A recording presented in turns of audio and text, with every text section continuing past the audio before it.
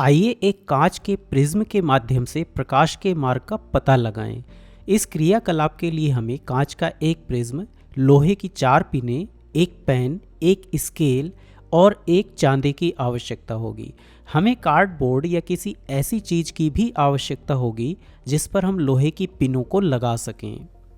तो पहले हम सावधानी से कांच के प्रिज्म की बाहरी रूपरेखा खींचेंगे। ऐसा करते समय हमें यह ध्यान रखना होगा कि प्रिज्म अपने स्थान से हिलना नहीं चाहिए, वह उसी स्थान पर रहे जहां हमने उसे शुरू में रखा है।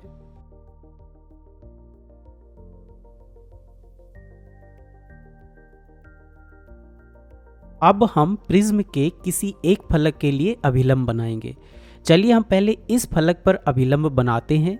तो इसके लिए हम 90 डिग्री के कोण को चिन्हित करेंगे और स्केल की सहायता से अभिलंब बना लेंगे।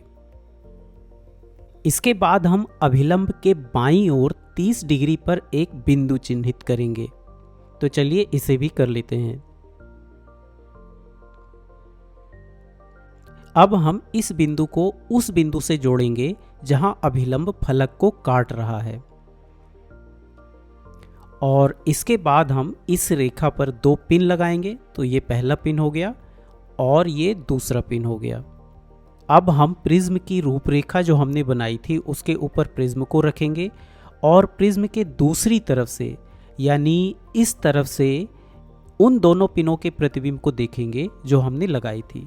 जब हम ऐसा करते हैं तो हमें ये प्रतिबिंब कुछ इस तरह दिखाई देते हैं। इसके बाद हम 2 और पिन लगाएंगे, लेकिन ऐसा करते समय हमें यह सुनिश्चित करना होगा कि ये दोनों पिन और पहले की 2 पिनों के प्रतिबिंब ये चारों एक सीधी रेखा में होने चाहिए, और इन पिनों को लगाने के बाद हमें ये कुछ इस तरह दिखाई देते हैं। इसके बाद हम पिनों को निकाल देंगे और जिन बिंदुओं पर पिनों को लगाया था उन्हें एक रेखा खींचकर जोड़ देंगे।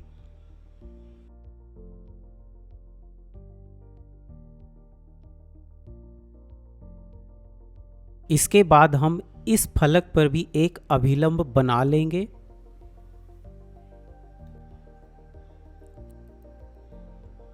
तो ये हमारा दूसरा अभिलंब हो गया, और इस प्रकार हमें जो मार्ग मिलता है यह वह मार्ग है जिससे होकर प्रकाश कांच के प्रिज्म से गुजरता है।